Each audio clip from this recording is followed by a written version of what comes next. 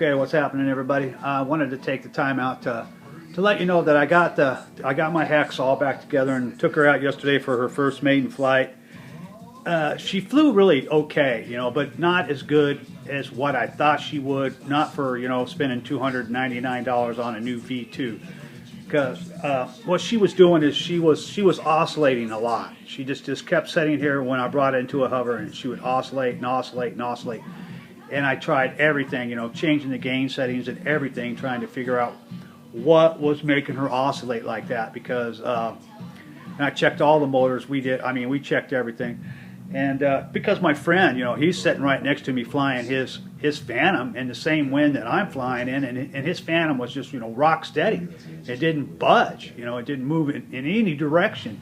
So I'm sitting there for a while. Then all of a sudden it dawns on me to jump up and and pick the Hex up with two of my fingers on one on each side to see if it was, when I picked it up, would it be level?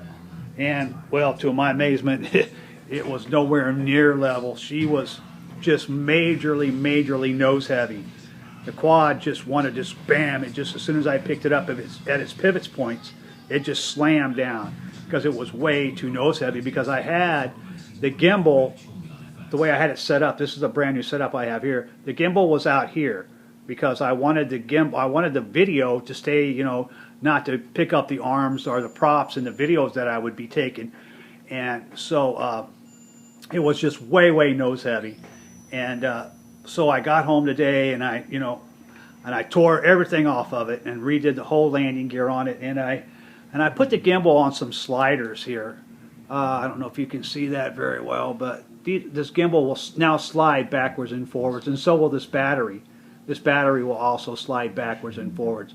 So when I take it back out tomorrow, I'm going to just slide those. I'm going to slide that gimbal forwards and backwards until I find that perfect pivot spot where everything is right in line. And she's just right now. When I pick it up at its pivot points, it's not. It picks up nice and level. But we'll see how it flies by sliding the gimbal maybe back just a little bit more. It might do even better. But that is the deal. If you have a Hex or a quad, you want to really make sure that it's not nose or tail heavy. Because if it's nose heavy or tail heavy, it's just going to keep dipping. It's going to dip and come back, dip and come back. Tail heavy, it's going to dip. If it's too heavy on one side, it's just going to dip. It's just going to constantly keep doing that to correct itself because one part's heavier than the other. So I think it's really important that you go in here and you try and you pick it up at its pivot points right here in the middle, right underneath these two screws that are right here on each side, and make sure that it just stays level when you pick it up. If it tilts one way or another, you need to add some weight to the back or to the front or move some weight somewhere to level that out. I'm hoping that this is going to work a lot better. I'll let you know tomorrow. I'll do a video on it and see how that does. But I think it's very important if you have a Hex or a quad that you need to make sure that it's extremely level before you take off, or it's just going to keep oscillating and you're going to think it's the gains when it's not.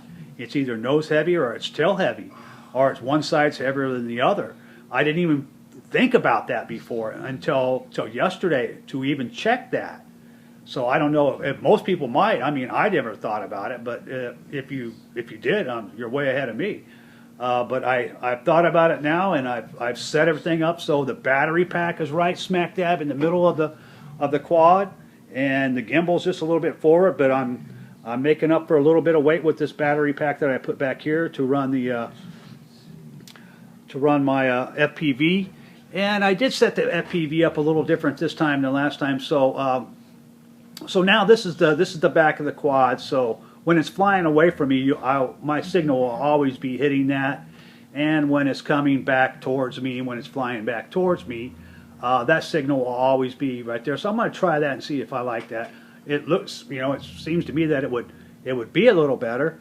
I had it pointing directly down underneath the quad here before, right in the middle, and I was losing signal only when it was flying back to me, never when I was flying away. So now I'm going to see if I can get a little bit stronger signal with that being like that right there, because this is what it will look like when it's flying back to me, and this is what it will look like when it's flying away from me. So I should be able to get a pretty good signal, line of sight signal on that. Okay, there you go. Like I said, if you have a quad or a hex, you want to make damn sure that it's balanced out or it won't fly worth the crap. All right, you all have a good day. See you later.